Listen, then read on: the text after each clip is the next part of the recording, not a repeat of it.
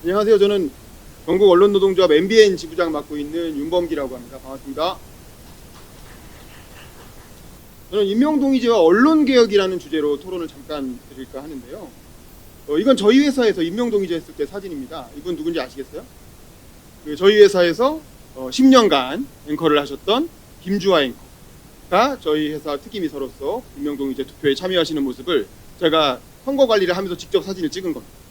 김주하 앵커까지 포함된 이런 투표를 통해서 두 차례에 걸쳐서 2022년에 보도국장 임명동의제가 실시됐고, 사측이 정치부장을 5년씩이나 한 후보 2명을 냈음에도 불구하고 다 부결을 시켰습니다.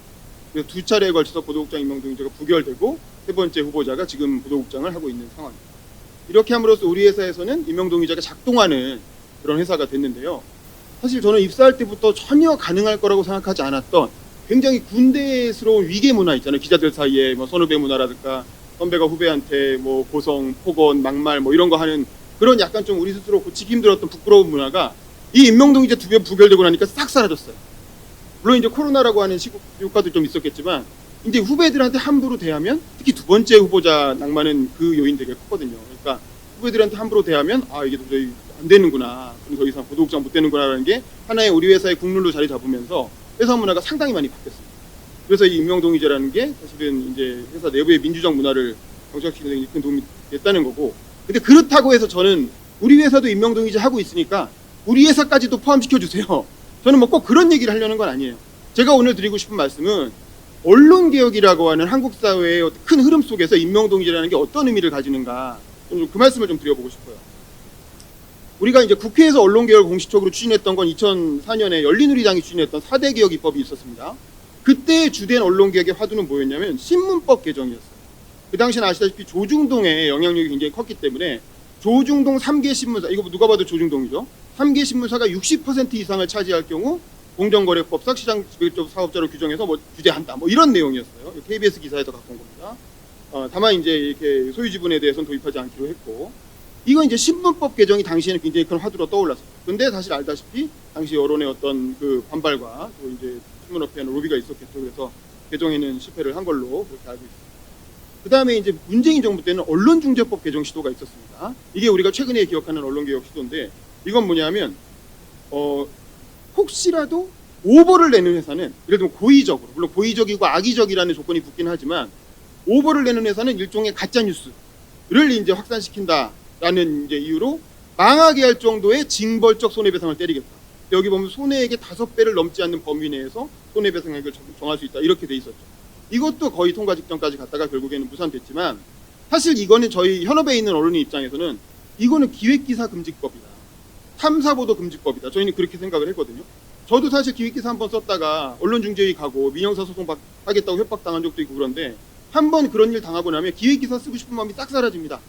그리고 그냥 보도자료 베껴 쓰고 그냥 오늘 하루 좀 넘기면 되지, 내가 괜히 이거 발제해가지고 나름대로 사회 문제 해결하겠다고 그 정의감을 갖고 발제했다가 엄청 고생했어요. 근데 이거를 만약에 회사는 기획팀 만들었다가 하면 틈만 내면 없앱니다. 왜냐하면 기획기사 쓰는 게 그만큼 어렵고 리스크가 많으니까. 근데 이런 게 법제화되면 그 핑계로 잘 됐다, 기획기사 같은 거 쓰지 마라, 그냥 출입처에서 빵꾸나 안 나게 해라, 이런 식으로 가면서 오히려 이제 이렇게 언론 자유가 침해되는, 국민의 알 권리가 오히려 약화되는 그런 결과를 가져올 수도 있는 거죠. 근데 사실은 그런 부분에 대한 고려 없이 너무 이렇게 무리하게 추진이 되다가 결국에는 실패했었고, 그 다음에 최근에 윤석열 정부에 들어와서 이제 방송 3법 혹은 4법이 이제 주된 언론개혁의 화두로 떠올랐는데, 사실 이 방송 3법이 언론개혁의 모든 것일 수는 없는 거죠. 저는 방송 3법 통과가 반드시 필요하다고 생각하지만 이건 KBS, MBC, EBS에 관한 법이었고 방통위 운영에 관한 법이었잖아요. 그래서 사실은 저는 사장을 바꾸는 게 과연 언론개혁인가에 대해서 한번 우리가 같이 고민해볼 필요가 있다는 생각이 들었어요. 정권에 따라서 사장이 바뀌면서 매번 이제 사장을 자기 맘대로 바꿨지만 언론사 내부에서 2개, 3개씩 노제가 생기면서 사실 여야가 대립하듯이 서로 이쪽이 집권하면 이쪽을 귀양 보내고 저쪽이 집권하면 이쪽을 귀양 보내고, 이런 일들이 공중파에서 계속 반복이 됐고, 그런 과정에서 결국에 이제 방송사법의 내용은 누가 사장 될지 불확실하게 만들겠다는 거잖아요. 그러니까 이사 추천을 다양하게 시민단체 집어넣고 해서 헷갈리게 만들어서 도대체 누가 진보고 누가 보수야 모르게 하겠다는 건데, 그럼 결국 무색무취한 인물이 그 사장이 되는 결과를 가져올 텐데, 이건 과연 저널리즘의 독립성이나 측면에서 바람직할까 싶긴 하지만, 그래도 이왕 여기까지 진행된 방송사법을 크게 반대하고 싶진 않아요. 정치적 후견주의보다 나을 수도 있으니까.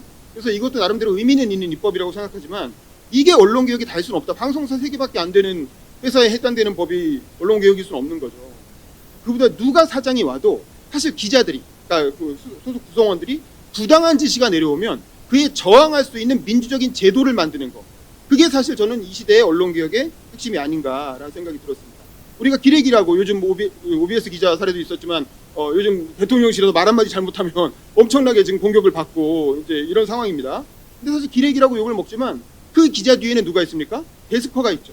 데스커 뒤엔 누가 있어요? 경영진이 있죠. 경영진 뒤엔 누가 있습니까? 광고주가 있습니다. 광고주의 압력이 쭉 기자까지 다가오는 거예요. 이걸 중간에 커팅할 수 있는 제도를 만드는 게 바로 민주적 견제 장치다라는 거죠. 그리고 지금 지역 언론사들 아까 발제자분들도 말씀하셨지만 마치 수집하듯이 지역 방송사 언론사들 하나씩 이렇게 사들이고 있습니다. 왜 건설사가 언론사를 사들이겠어요? 그거 갖고 좋은 언론 만들려고 하겠어요? 당연히 자기가 건설 사업 같은 거 할 때 홍보 게시판으로 활용하기 위해서 하는 거 아닙니까? 이런 상황에서 이런 걸 견제할 수 있는 장치가 없으면 앞으로 한국 언론은 그 방향으로 쭉 가게 된다는 거죠. 거기다가 OTT가 등장하면서 광고 시장이 좀 어려워지고 있고 국내 언론사들이 하나하나 건설사 홍보기관으로 바뀌고 있고 그런 면에서 그동안의 정치적 영향력을 차단하는 게 언론개혁의 핵심이었다면 앞으로는 자본의 영향력을 차단하는 거, 자본의 영향력이 점점 더 취약해지고 있는 게 한국 언론의 현황이라고 볼 수 있고 그래서 이런 외부의 영향력을 차단하기 위한 제도화가 굉장히 중요한 순간이다라고 생각을 합니다. 더군다나 우리나라의 언론은 저는 이건 방송법뿐만 아니라 사실 2004년 언론개혁의 취지로 돌아가서 신문법까지도 사실 원래 조중동으로 시작된 거 아니었나요? 근데 어느 순간 그 신문은 다 사라지고 지금 방송만 갖고 얘기하게 되는데 사실 신문법까지 포함해서 왜 신문이 사기업입니까? 지금 이 대통령 얼마 전에 해외 순방 가는 사진이죠. 여기 보면 100명의 기자들이 따라갑니다. 근데 전 세계에서 대통령이 해외 나갈 때 기자가 100명씩 따라가는 나라가 있나요? 선진국 중에? 미국 대통령 트럼프가 우리나라 올 때 미국 기자가 100명씩 따라오던가요? 한국에서만 아주 특이한 현상이에요. 이런 식으로. 거의 공공기관이나 마찬가지로. 우린 맨날 정부 부처 출입하고 공무원들이랑 같이 밥 먹고 공무원 기수 다 외우고 해외 출장 가면 공무원들이랑 같이 갑니다. 사실 준 공공기관으로 운영되고 있어요. 이건 신문사도 마찬가지고. 이렇게 공영성이 강한 그 기업들을 그냥 사기업이라고 해서 그냥 재산권을 인정하는 방식으로 둘 수는 없다는 것이고 맨날 이런 얘기하면 헌법소원 들어온다고 얘기합니다. 민영방송 사주나 신문사 사주들이 헌법소원 낼 텐데 뭐 위헌 판결 나오면 어떻게 할 거냐. 저는 헌법소원 우리가 탄핵 재판 딱 겪어봤잖아요. 헌법소원은 어차피 여론 재판입니다. 여론이 어떻게 흘러가느냐에 따라서 이렇게도 될 수 있고 저렇게도 될 수 있는 거예요. 한국의 언론사가 굉장히 공영성이 강화된 건 저는 붙어볼 만하다고 생각합니다. 헌법소원 감수해서라도 한번 싸워보자. 우리 언론노조가 뭐 2년, 3년 가만히 있을 거 아니잖아요. 이거 갖고 열심히 캠페인 해가지고 국민도 설득하고 이게 바로 우리 시대의 언론개혁이다. 우리가 지금 이걸 막아내지 못하면 언론은 엄청나게 이렇게 친자본 성향으로 후퇴할 수밖에 없다라는 거죠. 그래서 저는 이거 마지막으로 약간 위험한 얘기지만 필요하면 수신료도 건들 수 있다. 이게 뭐냐면 공영성이 부족해서 신문사나 민영방송사들이 임용동의제 하는 게 어렵다면 수신료 같은 일부 재원도 나눌 수 있는 거 아닙니까? 저는 이제 KBS가 현재 사실상 독식하는 그런 수신료제를 가지고 있는데 이게 지난번에 우여곡절 때 216표로 통과돼가지고 통합징수로 바뀌었지만 국민들의 여론은 나는 KBS 안 보는데 내가 왜 수신료 내야 돼? 여전히 그렇게 생각하는 분들이 많거든요. 근데 그런 여론 제대로 수렴 없이 일단 통과시킨 거잖아요. 저는 분리징수 자체가 정권을 KBS를 장악하기 위한 술수였기 때문에 통합징수를 하는 게 맞다고 생각하지만 이번 기회에 수신료 문제도 한번 고민해 볼 필요가 있다. 차라리 수신료를 인상하자는 거예요. 기존의 KBS의 몫을 이렇게 빼자고 하면 당연히 엄청난 반발이 있으니까 수신료 지금 1인당 3,500원쯤 내는데 몇백 원이라도 인상해서 인상되는 만큼은 이를테면 임명동의제 같은 내부의 민주적 절차를 가진 제도를 갖춘 그런 회사들한테 일종의 방송발전 기금 같은 걸로 옮겨서 거기서 일부 지원을 한다든가 그런 방식으로 사실 우리가 재원을 좀 나누는 방식으로라도 전체 언론사의 공영성을 좀 더 높여서 그래서 어떤 그런 민주적 견제 장치를 더 집어넣을 수 있는 거 아니냐라는 생각도 우리가 해볼 수 있대요. 평소 같으면 이런 얘기하면 안 되겠죠. 이런 얘기하면 이제 큰일 나겠지만 지금 같은 판이 벌어졌기 때문에 이런 상황에서는 우리가 이런 것도 한번 고민해 볼 수 있지 않느냐라는 것이고 그래서 수신료 받는 회사가 많아지면 사실 수신료에 대한 사회적 지지 기반도 훨씬 더 강화될 것이다.